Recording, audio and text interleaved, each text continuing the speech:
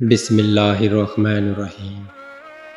شروع اللہ کے نام سے جو بڑا مہربان اور نہایت رحم کرنے والا ہے۔ تہجد کیا ہے؟ یہ وہ نماز ہے جو ہم پر فرض نہیں کی گئی، تو پھر اس کا اجر اتنا کیوں ہے؟ آپ نے کبھی یہ سوچا ہے؟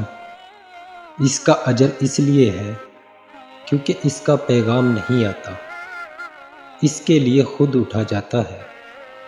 آپ کے دل میں موجود تڑپ آپ کو اٹھا لاتی ہے، ایسی تڑپ جو گہری نیند سے اٹھا لاتی ہے، جو ہمیں آدھی رات میں اپنے بستر پر سکون سے سونے نہیں دیتی۔ اور اس تڑپ کے ساتھ جب بندہ اپنے رب کے حضور اپنی پیشانی زمین پر رکھتا ہے تو اس کا وہ سجدہ اسے فرش سے عرش پر لے جاتا ہے۔ اس خدائے بزرگ و برتر کی رحمت اپنے بندے کو اپنے سائے میں لے لیتی ہے۔ بندہ اپنے رب کے سب سے قریب ہوتا ہے۔ اس وقت بندے کا بہایا ہوا ہر آنسو آنکھ سے بہتا ہے اور سکون دل میں اتار دیا جاتا ہے۔